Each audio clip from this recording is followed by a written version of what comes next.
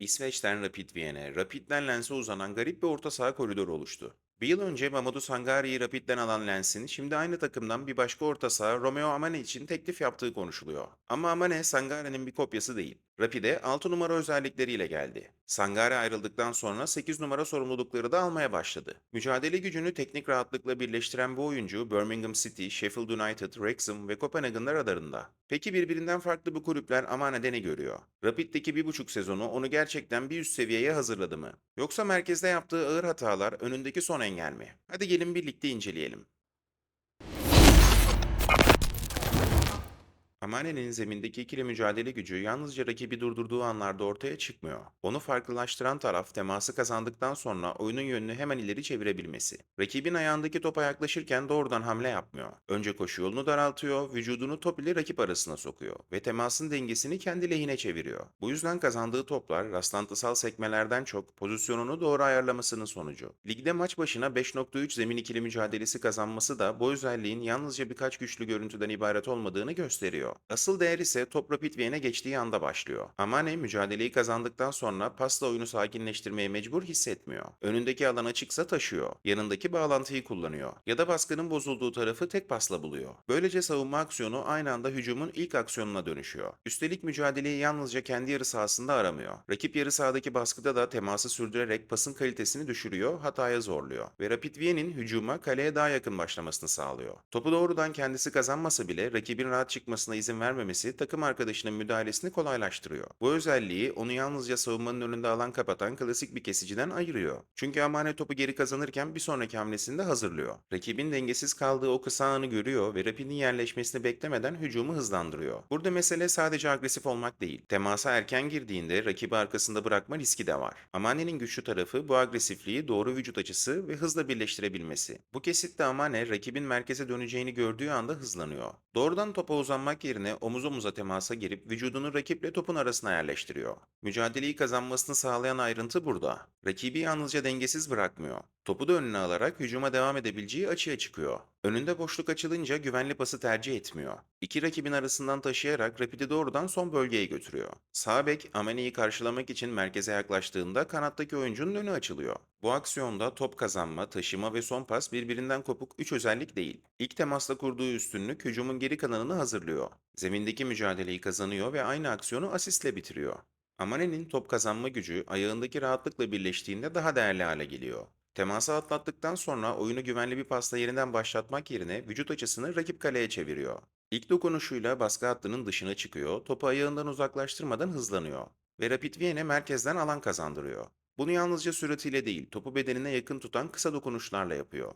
Driblingi gösteriş için kullanmıyor.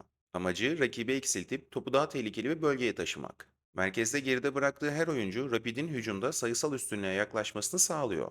Ligde giriştiği driblinglerin %63'ünü tamamlaması da bu rahatlığın yalnızca görüntüde kalan bir izlenim olmadığını destekliyor. Taşımasını gereğinden fazla uzatmaması da önemli. Rakibin savunma dengesi bozulduğu anda başını kaldırıyor ve koşuyu besliyor. Amane'nin tekniği topu saklamak için değil, top kazanımıyla hücum arasındaki süreyi kısaltmak için çalışıyor. Bu kesitte Amane ilk savunmacıya karşı topu sağına çekip temas hattından çıkıyor. İkinci rakip aynı yönü kapatmak için ağırlığını erkenden sağ tarafa veriyor. Amane'nin asıl kalitesi burada ortaya çıkıyor. Aynı çözümü tekrarlamak yerine vücut hareketiyle bu beklentiyi kullanıyor ve topu soluna alıyor. İki oyuncuyu geçtikten sonra taşımasını uzatmıyor. Savunma arkasındaki koşuyu görüp pası bırakıyor. Driblingin amacı rakip eksiltmek ve atağı ilerletmek. Merkezde topu aldığında rahat görünüyorsa bunun nedeni yalnızca ilk kontrolü değil. Pas ona doğru yola çıktığı anda omuz kontrolünü yapıyor. Baskının nereden geleceğini ve oyunun hangi tarafında alan kaldığını önceden belirliyor. Bu hazırlık top ayağına ulaştığında karar vermek için fazla dokunuşa ihtiyaç duymamasını sağlıyor. Bu yüzden oyunun ritmini tek pasla koruyabiliyor. Rakip savunma yerleşmeden hücumu kanada taşıyor. İkinci top önüne düştüğünde atağı yeniden kuruyor ve Rapid Viyen'in baskısının dağılmasına izin vermiyor. Buradaki teknik kalite, gösterişli bir pas repertuarından çok topun hızını ve vücut açısını oyunun ihtiyacına göre ayarlamasında görülüyor. Merkez orta saha için yarım saniyelik gecikme bile pas kanalını kapatabilir. Amane çevresini önceden okuyarak o yarım saniyeyi kazanıyor. Hataları var. Fakat temel alışkanlığı top geldikten sonra çözüm aramak değil, çözümü top gelmeden hazırlamak. Şu pozisyon bu özelliğinin güzel bir örneği. Top dalın ayağından çıkmadan Amane sağ tarafı kontrol ediyor ve vücut açısını bir sonraki pasa hazırlıyor. Bu yüzden top ayağına geldiğinde ekstra dokunuşa ihtiyaç duymadan sol ayağıyla savunmanın üzerinden tek pasla oyunun yönünü değiştiriyor. Amane topu ileri taşıdıktan sonra yalnızca en yakın bağlantıyı aramıyor. Rakip savunmanın öne çıktığı anda stoperlerin arkasındaki alanı kontrol ediyor ve koşuyu erken gördüğünde pası geciktirmiyor. Bu topların ortak noktası arkadaşının ayağına değil, hareket edeceği bölgeye gönderilmesi. Pasın şiddetini koşunun hızına göre ayarlıyor. Savunmanın müdahale edebileceği alanı daraltıyor.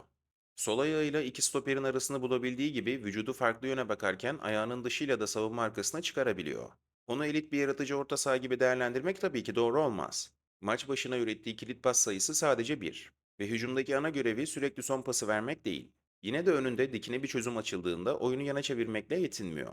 Bu cesaret Rapid Viena'nın yerleşik savunmaya karşı daha erken derinlik kazanmasını sağlıyor. Tek dokunuşla savunmanın üzerinden bıraktığı paslarda da aynı düşünce var. Topu kontrol ederek rakibe toparlanma süresi vermek yerine koşuyu gördüğü anda hücumu ceza sahasına taşıyor. Bu kesitte Amane topu aldığında rakip orta saha doğrudan üzerine geliyor. Sol tarafa çıkacakmış gibi yaptığı vücut hareketiyle rakibin ağırlığını o yöne taşıyor. Ardından topu sağına çekerek baskı hattından kurtuluyor. Asıl değer bundan sonra ortaya çıkıyor. Yüzü sağ tarafa dönmüşken sol kanattaki dalın koşusunu omzunun üzerinden görüyor. Yakındaki güvenli pası seçmek yerine topu savunmanın arkasına dalın hızını kesmeyecek şekilde bırakıyor. Baskıdan çıkışı yalnızca kendine alan açmıyor. Aynı aksiyon Rapid Vien'i gole götürüyor. Amane'nin savunma katkısını yalnızca top çalma sayısıyla ölçmek eksik kalır. Pozisyonun dışında kaldığı anda aksiyondan kopmuyor. Rakip ilk temasıyla onu geçtiğinde geri koşuyu bırakmıyor. Ceza sahasına yönelen oyuncunun peşinden geliyor, şut açısını daraltıyor. Ve ikinci müdahaleyi yapacak mesafeyi yeniden kazanıyor. 34,9 kilometreye ulaşan maksimum hızı bu noktada değer kazanıyor. Bu sürat ona geniş alan kapatma imkanı vermekle kalmayıp kaybedilmiş görünen pozisyonlara yeniden dahil olmasını da sağlıyor. Maç başına 6,2 top geri kazanması da bu ısrarın tek maçlık bir görüntü olmadığını gösteriyor. Amane ilk baskıda sonuç alamadığında oyundan düşmüyor. Pasın yönünü takip ediyor, yeni açıya koşuyor. Ve rakibin bir sonraki aksiyona geçmesini engelliyor. Rapid'in savunma yerleşimi bozulduğunda bu koşular takımın yeniden toparlanması için zaman kazandırıyor. Fakat doğru yere yetişmek savunma aksiyonunu her zaman temiz biçimde bitirdiği anlamına gelmiyor. Amane müdahaleyi yaptığında topu güvenli bölgeye gönderemeyebiliyor. İlk hamlesi rakibi yavaşlatsa da ikinci top yeniden karşı takımda kalabiliyor. Ceza sahası çevresinde birebir kaldığında ise hızla kapattığı mesafeyi ayak çabukluğu ve savunma dengesiyle tamamlaması gerekiyor. Savunma enerjisi bu yüzden hem güçlü tarafı hem de gelişim alanına açılan kapı. Bir üst seviyede fark yaratması için bu çabayı daha temiz uzaklaştırmalarla ve daha kontrollü birebir savunmayla tamamlaması gerekiyor. Burada Amane topu ceza sahası girişinde arkadaşına bıraktıktan sonra savunmanın önünde beklemiyor. Pasıyla birlikte stoperin arkasındaki boşluğa devam ediyor ve verkaç sonrası ceza sahasında yeniden topla buluşuyor. Stoper üzerine çıktığında kontrol kullanmadan sol ayağıyla penaltı noktasını buluyor. Buradaki önemli ayrıntı son pas kadar koşunun kendisi. Hücumu geriden başlatan 6 numara, pasını verdikten birkaç saniye sonra ceza sahasında son aksiyonu hazırlayan oyuncuya dönüşüyor. Amane'nin Rapid Vien'e geldiği dönemde doğal çıkış noktası daha çok 6 numara bölgesiydi. Savunmanın önünde bağlantı kuruyor, top kazanıyor ve hücumun ilk pasını hazırlıyordu. Mamadou Sangare ise merkezden daha ileriye çıkan, taşıma yapan ve ceza sahasına yaklaşan 8 numara rolünü üstleniyordu. Bu iki oyuncu yarım sezon boyunca orta sahada birlikte oynadı. Sangare'nin ayrılışından sonra Amane'nin konumu da değişmeye başladı. Savunmanın önündeki sorumlulukları tamamen ortadan kalkmadı. Ancak hücum yerleşiminde ceza sahası yayına daha sık ulaştı ve devamında son bölgeye hareket etmesi beklendi. Bu yeni rol Amane'nin oyununa farklı bir katman ekledi. Yay çevresinde top önüne düştüğünde doğrudan şuta kitlenmiyor. Ceza sahasındaki hareketliliği takip ediyor. Savunmacıları üzerine çekip dar pas kanallarını kullanıyor ve hücumun devam etmesini sağlayacak tercihi arıyor. Top ayağına gelmeden kararını hazırlaması da kalabalık bölgelerde tek dokunuşla oynayabilmesine yardımcı oluyor. Ceza sahasına topsuz girişleri de bu dönemde daha görünür hale geldi. Bek ile stoper arasındaki boşluğu fark edip koşuya çıkabiliyor. Kanattan gelişen hücumlarda geride beklemek yerine ikinci dalga olarak altı pasa yaklaşabiliyor. Bu koşular sürekli skor üretmese bile savunmanın yalnızca Rapid'in hücum oyuncularına odaklanmasını engelliyor.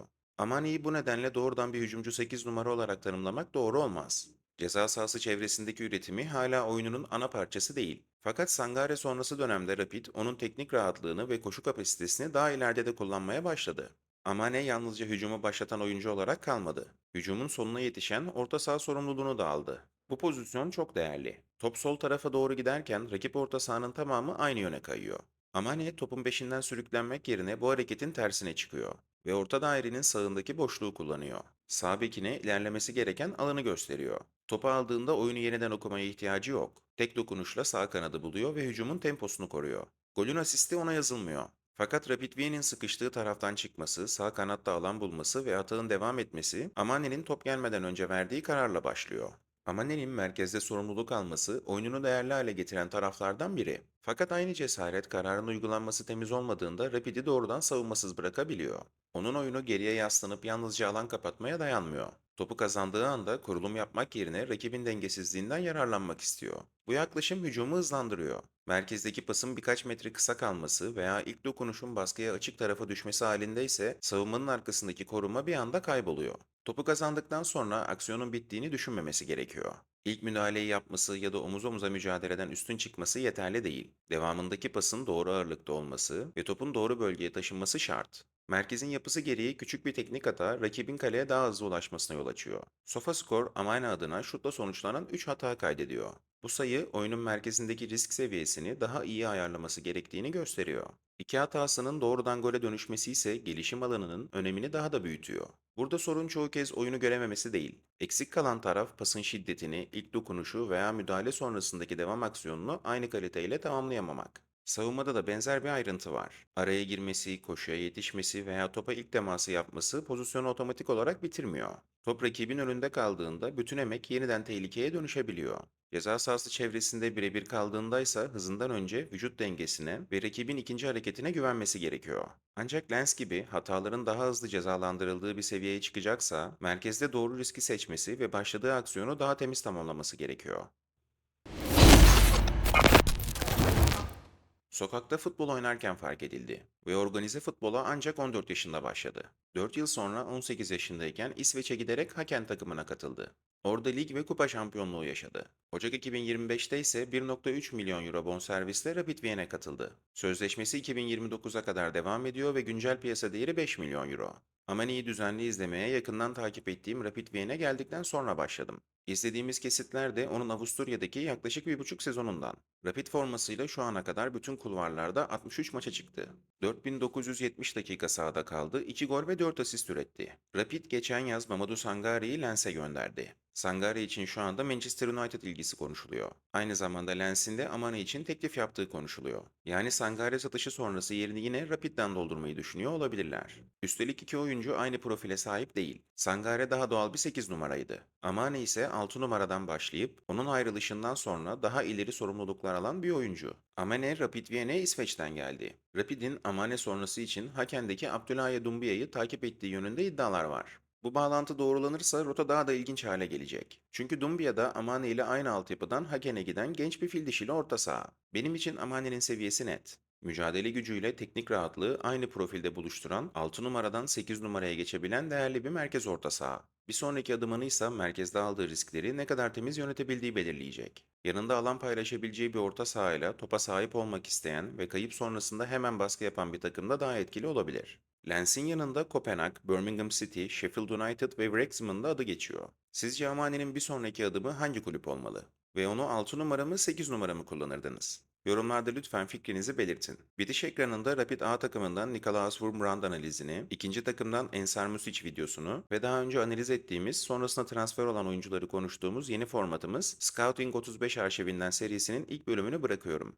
Buraya kadar izleyen, dinleyen, vaktini ayıran herkese çok teşekkür ederim. Bir sonraki videoya kadar kendinize çok iyi bakın, hoşça kalın.